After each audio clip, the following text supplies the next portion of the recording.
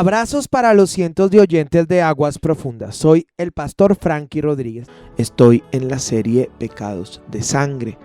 Quiero que estén muy pendientes porque les voy a dar un regalo a todos ustedes. Voy a estar enseñando sobre cómo activar la sangre de Cristo, así que quiero que estén muy pendientes porque posiblemente la próxima semana en alguno de los programas yo voy a soltar una llave del reino de Dios. Estas prédicas también las pueden encontrar ahora en YouTube. Todas las prédicas de pecados de sangre están colocadas para ustedes en YouTube. Esta prédica la llamo La Sangre y José. Quiero hablar sobre la sangre y José. Nosotros entendemos, de acuerdo a la escritura en Génesis capítulo 37, que José tuvo unos sueños. Tuvo dos sueños particulares. Soñó que el sol, la luna, dos estrellas se inclinaban ante él. Pero no solo soñó esto, sino también soñó que un manojo grande o otro manojo grande con los manojos pequeños se inclinaban ante él. Era un sueño profético. Nosotros entendemos que Dios habla y una de las formas como Dios habla es a través de sueños. De hecho, en mi caso personal, Dios me habla más en sueños que de cualquier otra forma. Yo escucho a Dios, a veces el Señor me da palabra para alguien, pero creo que no hay día que yo no sueñe y Dios me habla. Aclaro también que hay muchísima gente que presume de estar soñando todo el tiempo y son sueños inventados de su carne o son sueños que no vienen de parte de Dios. Ya creo que todos hemos pasado por ese tipo de cosas, pero en mi caso personal, la manera como Dios más me habla es a través de los sueños. Y pensando en esto, los hermanos de José se enojan terriblemente a causa de los sueños, porque es que ellos entendían. Los hermanos le dicen a José: ¿acaso mi padre, mi madre y nosotros nos inclinaremos delante de ti? Y dice la Biblia que Jacob, él guardaba eso en su corazón. Jacob escuchó y Jacob era experto en sueños, porque desde el inicio de la vida de Jacob, cuando él soñó la escalera que subía al cielo y unía al cielo y la tierra, él entendía que Dios hablaba a través de sueños. Lo peor que uno puede hacer es rechazar todo lo que le digan, tener un espíritu de orgullo, sino más bien guardar en el corazón y pensar que el Señor también puede hablar a través de los sueños. Pero a causa de esto, usted entiende que los hermanos de José se ensañan contra él. Los hermanos de José vienen contra él y lo quieren asesinar. Literalmente lo que ellos quieren hacer es asesinarlo. Y parece ser que lo iban a matar, lo iban a degollar, pero la Biblia dice que Rubén, el hermano mayor, trató de librarlo de la mano de sus hermanos. Qué cosa tan perversa de los hermanos de José, querer asesinar a su hermanito solamente porque pues Dios le hablaba y porque le tenían rabia y le tenían envidia, porque el papá le había hecho una túnica de colores.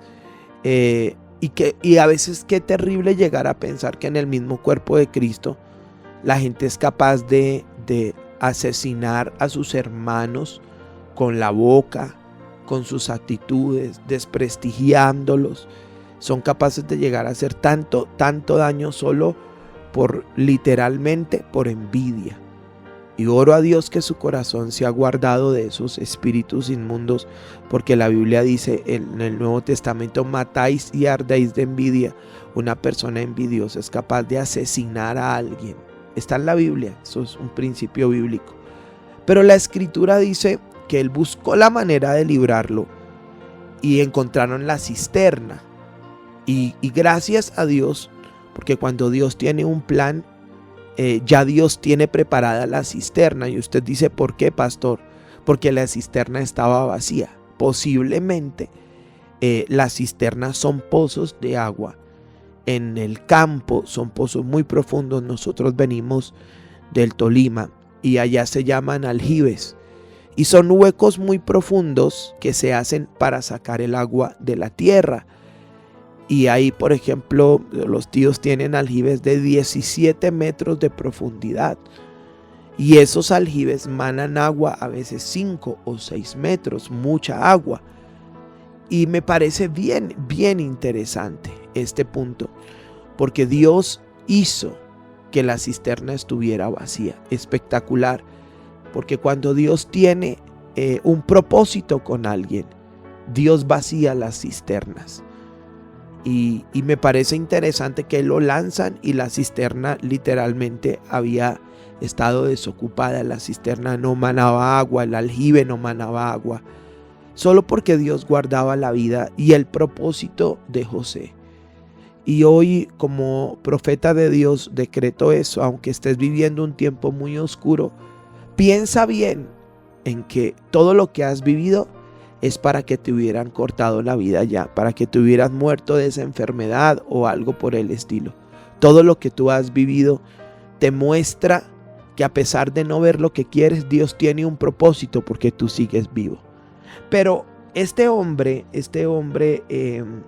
Rubén, dice que cuando ellos lo querían matar, dice acá en Génesis 37, 19, dijeron el uno al otro: he aquí viene el soñador. Ahora pues venid y matémosle y echémosle en una cisterna y diremos: alguna mala bestia lo devoró y veremos qué será de sus sueños. Qué interesante, qué terrible es el nivel de mentira de ellos hacia su papá. Cuando Rubén oyó esto, lo libró de sus manos y dijo: no lo matemos. Y les dijo Rubén: no derraméis sangre, echadlo en esta cisterna que está en el desierto y no pongáis mano en él, por librarlo así de sus manos para hacerlo volver a su padre. Este Rubén tenía esta concepción. Me imagino que por medio de la tradición oral, él tuvo que haber escuchado lo que Dios le dijo a Noé. Eso tuvo que haber, estamos hablando de los patriarcas.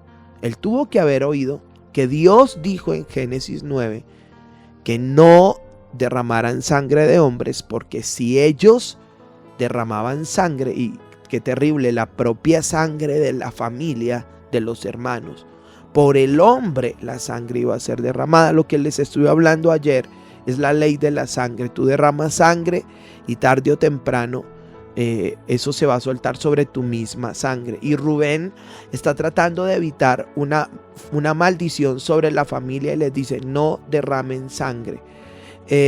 Más o menos al estar pensando en el tema de no derramar sangre, pensaría yo que entonces los hermanos quisieron ahogarlo. Nuevamente le digo que las cisternas son pozos de agua, pero Rubén buscó toda la manera también y lo ayudó para luego sacarlo de la cisterna y poder, para que usted lo pueda entender, devolvérselo al papá.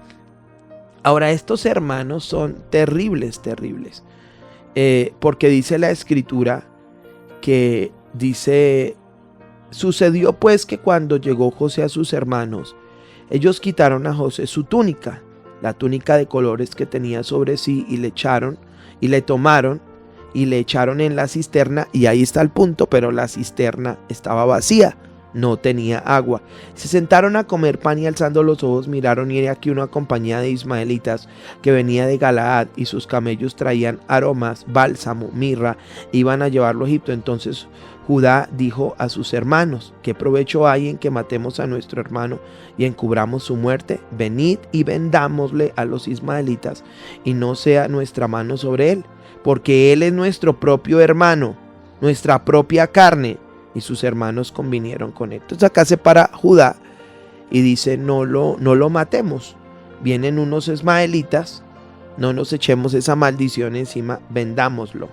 Me parece que este es un cuadro muy cercano a Cristo. Este es un cuadro muy cercano a Cristo, ¿no? Piense que Judá fue el que dijo: vendámoslo.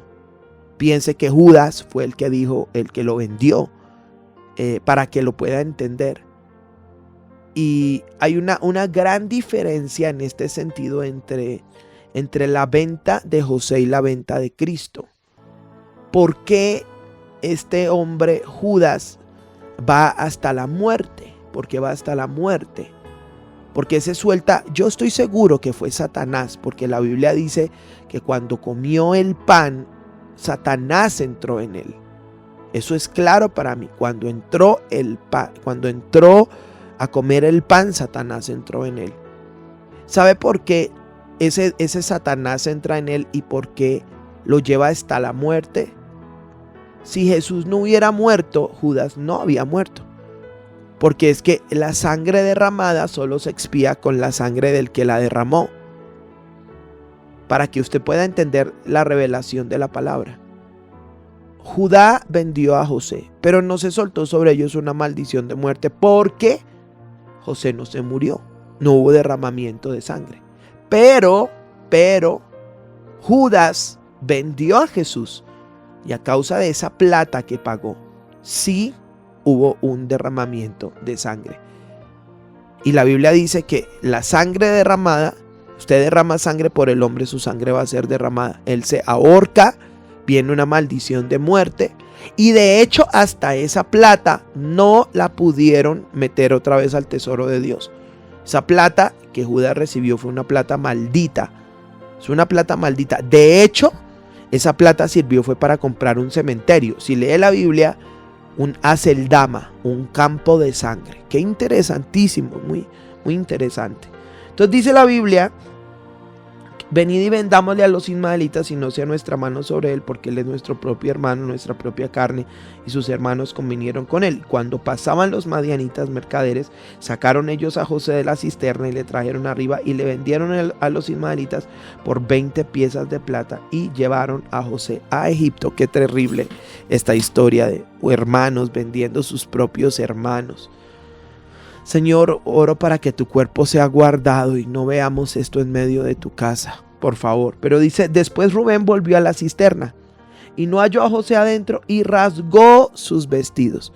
Pues porque Rubén, el hermano mayor, quería evitar que asesinaran a José, a su hermano. Él estaba buscando la manera de librarlo de las manos de estos perversos. Y dice: y volvió a sus hermanos y dijo: el joven no parece. ¿Y yo a dónde iré?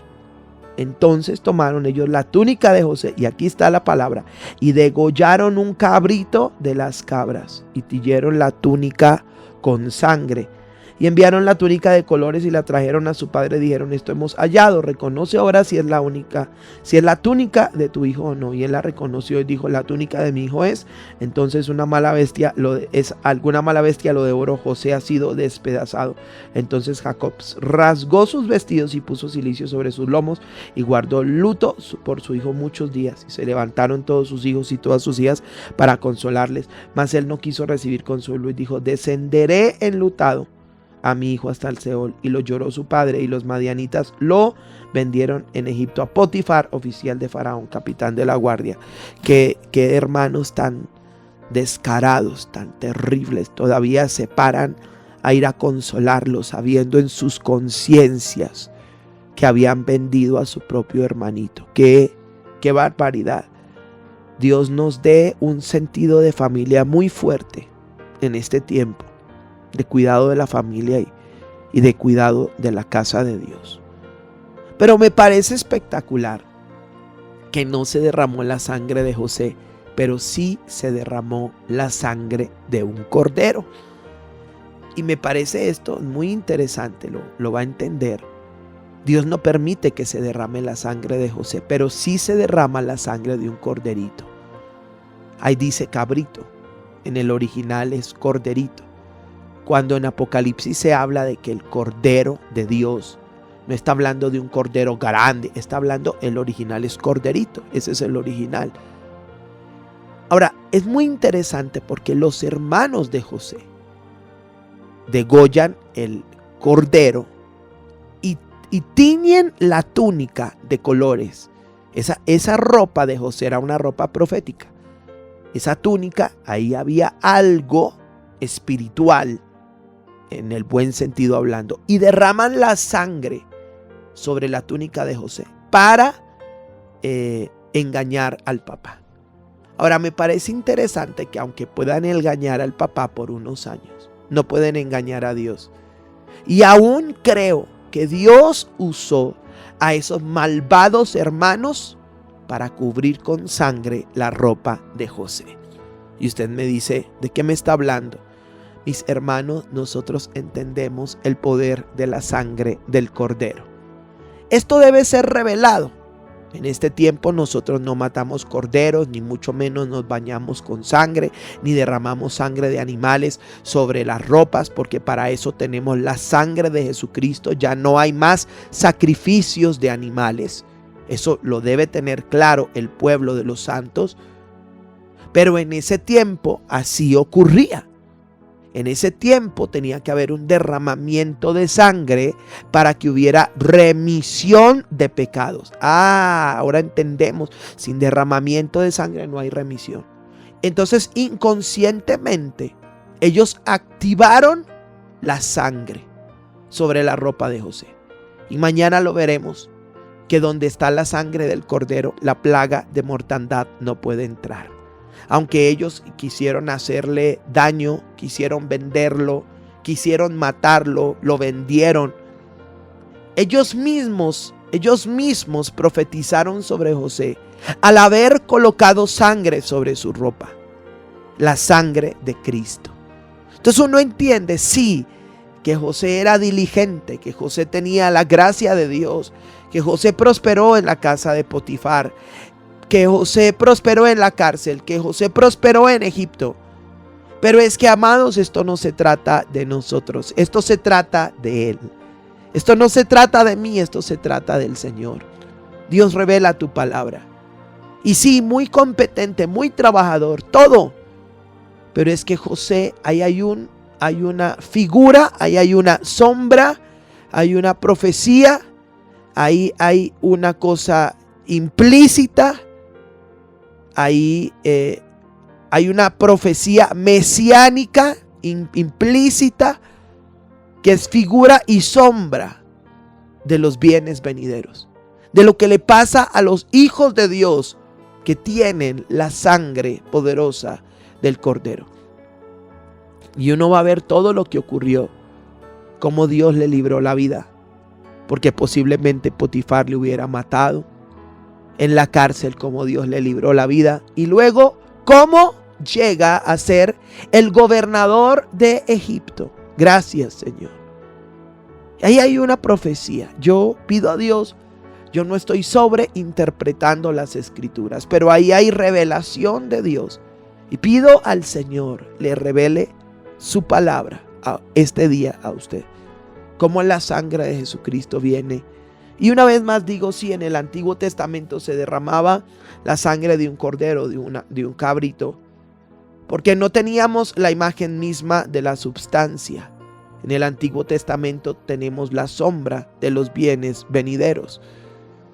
Como Melquisedec es una teofanía de Cristo en el Antiguo Testamento, como el ángel de Jehová es una teofanía en el Antiguo Testamento, la sangre del Cordero en el Antiguo Testamento es una teofanía, porque cada vez que se derramaba sangre, lo que se estaba profetizando o hablando era la sangre de Cristo. Cada vez que el sacerdote derramaba la sangre, cada vez que el sacerdote mataba a un cordero, cada vez que el sacerdote entraba con la sangre, estaba profetizando con la sangre de Cristo.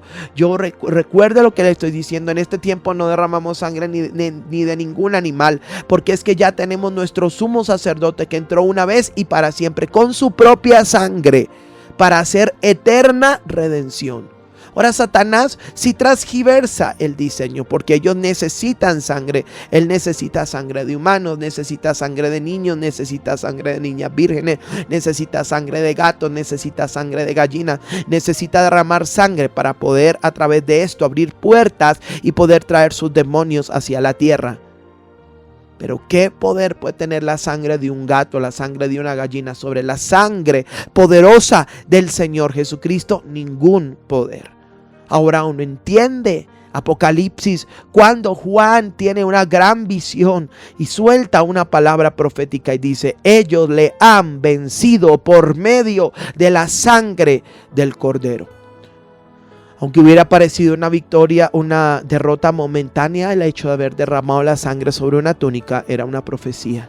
José, tú has vencido por medio de la sangre del Cordero. ¡Wow! Vamos a orar activando la sangre de Cristo. Coloque por favor su mano sobre el radio. Coloque su mano sobre el radio.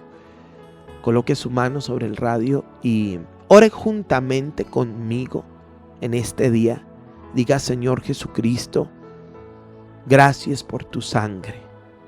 Diga: Señor Jesucristo, gracias porque yo he vencido por medio de la sangre del Cordero. Siento del Espíritu Santo que varios de ustedes tienen familias como las de José. Varios de ustedes tienen familias como José. Escucho al Señor y estoy teniendo como una visión mientras estoy orando. Hermanos que los vendieron, hermanos que hasta quisieron matarlos, familia que los persiguieron o los persiguen. Pero el Señor te dice dos cosas. Hijo, número uno, no temas, porque no vas a quedar avergonzado. Todos los sueños que te he dado, por cuanto vienen de mí, van a cumplirse y ellos buscarán tu ayuda. El que te oprime hoy buscará tu ayuda. Pero la segunda cosa que el Señor me pide que te diga es que no temas, porque tú ya has vencido por medio de la sangre del Cordero. Hay una profecía que está escrita: no vas a vencer, ya has vencido. Establecerás esa victoria sobre la tierra. No vas a vencer, ya has vencido por medio de la sangre del Cordero. Y lo que en algún momento el diablo quiso usar para tu mal, el Padre lo va a usar para tu bien y llegarás al palacio. Amén.